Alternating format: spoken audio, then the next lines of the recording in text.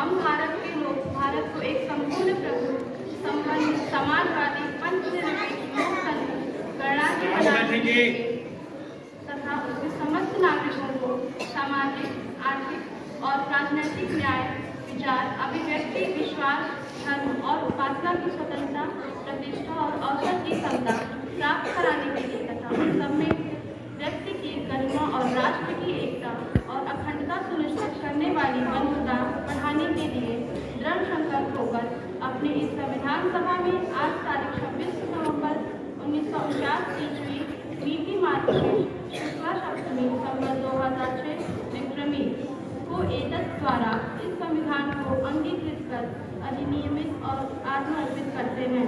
धन्यवाद। जय हिंद, जय भारत। दुनिया का सबसे बड़ा लिखित संविधान बनाने के लिए एक संविधान सभा बनाई गई थी, जिसका गठन दिसंबर 1946 में ही हो गया था। इसमें कई समितियां थी। फारूक समिति के अध्यक्ष डॉक्टर भीमराव अम्बेडकर थे। इसमें अनेकों सदस्य थे, जैसे पंडित जवाहरलाल नेहरू, मौलाना अब्दुल कलाम आजाद, सरदार वल्लभ भाई पटेल, डॉक्टर राजेंद्र प्रसाद। संविधान जब बना था तब इसमें 395 अनुच्छेद, 22 भाग, 8 अनुसूचियां थी, जो वर्तमान में बढ़कर 448 अनुच्छेद, 25 भाग, 12 अनुसूचियां हो गई है। भारत के संविधान को दुनिया का सबसे बड़ा संविधान कहते हैं। इसे विधि का धर्मशास्त्र भी कहते हैं। देश का कानून ही संविधान कहलाता है।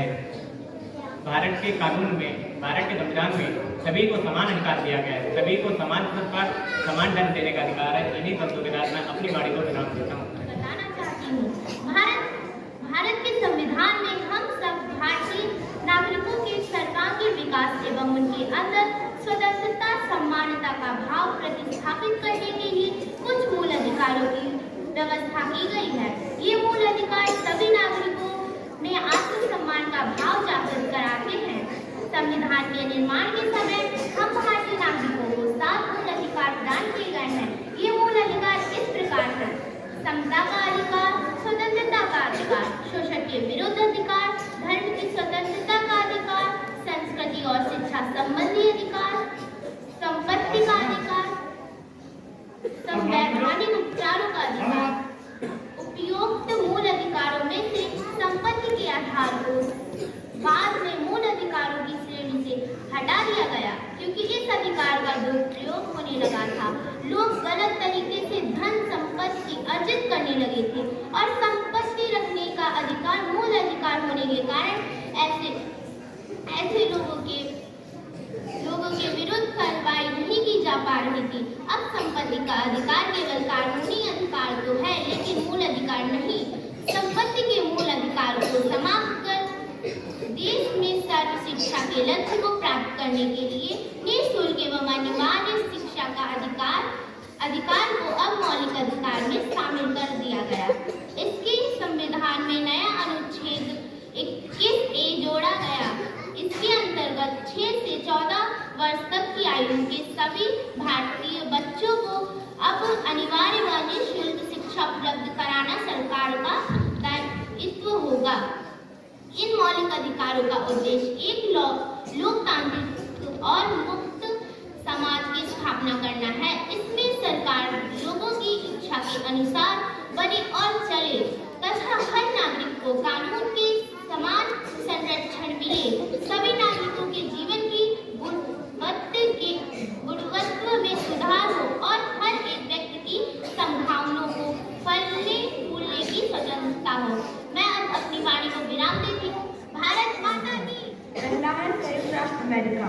संयुक्त राष्ट्र अमेरिका से मौलिक अधिकार निर्वाचित राष्ट्रपति और उस पर महाभियोग उच्चतम एवं उच्च न्यायालयों के न्यायाधीश को हटाने की विधि एवं वित्तीय आपात न्यायपालिका की स्वतंत्रता को संयुक्त राष्ट्र अमेरिका से लिया गया है।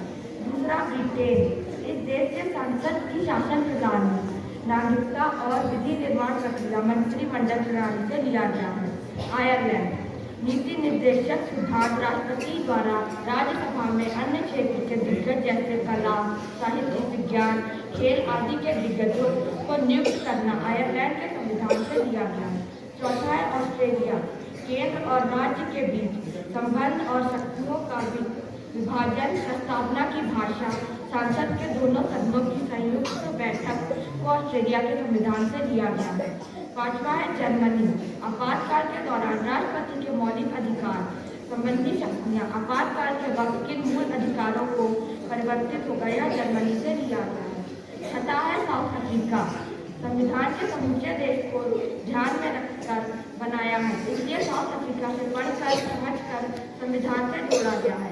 संविधान संशोधन की प्रक्रिया प्रावधान राज्यसभा सदस्यों का निर्वाचन दक्षिण अफ्रीका से किया गया है। 7वां कनाडा। केंद्र द्वारा राज्यपाल की नियुक्ति, उच्च न्यायालय का परामर्श, अहम शक्तियाँ केंद्र के पास रहे, यह कनाडा के संविधान से लिया गया है। 8वां है सोवियत संघ। 50 के दशक के दौर में रूस सोवियत संघ था, लेकिन बाद में यह कई राष्ट्रों में टूट गया। मौलिक कर्तव्य का प्रावधान सोवियत संघ से लिया गया है। 9वां है जापान। विधि द्वारा संविधान को स्थापित करने की प्रक्रिया जापान से ली गई है। 10वां है फ्रांस। गणतंत्रात्मक और प्रस्तावना में स्वतंत्रता, समानता, बंधुत्व के आदर्श का सिद्धांत फ्रांस से लिया गया है। संविधान निर्माण के समय जिन जिन देशों से विभिन्न प्रकार का कानून लिया गया है, उनका विवरण इस प्रकार था। अंत में मैं अपनी वाणी को विराम देते हुए कुछ शब्द कहना चाहूँगी। हर किसी के हितों की रक्षा हो, ऐसा विधान है। सबको जोड़ के रखे, ऐसा भारत का संविधान है। धन्यवाद। दिए गए हैं जो ये मौलिक कर्तव्यों का विचार रूस संविधान से लिया गया है, जिसे हम इस समय सोवियत संघ के नाम से जानते हैं। मूल रूप से मौलिक कर्तव्यों की संख्या 10 है। बाद में संविधान 46वें संशोधन अधिनियम 2002 के माध्यम से एक और कर्तव्य जोड़ा गया। यह 11वां कर्तव्य संविधान के अनुच्छेद 51(a) में सूचीबद्ध है। मौलिक कर्तव्यों की सूची कुछ इस प्रकार है। संविधान का पालन करें और उसके आदर्शों एवं संस्थाओं, राष्ट्रीय ध्वज और राष्ट्रीय गान का आदर करें। स्वतंत्रता के लिए राष्ट्रीय आंदोलन को प्रेरित करने वाले उच्च आदर्शों को हृदय में जोड़े रखें और उनका पालन करें। भारत की संप्रभुता, एकता और अखंडता की रक्षा करें और उनकी आरक्षण रखें। देश की रक्षा करें और उनका आह्वान किए जाने पर राष्ट्र की सेवा करें। भारत के सभी लोगों को सम्मान की भावना होनी चाहिए, जो धर्म, भाषा और प्रदेश के आधार पर भेदभाव नहीं हो। ऐसी प्रथाओं का हमें विरोध करना चाहिए जो स्त्रियों के सम्मान में हो। हमारी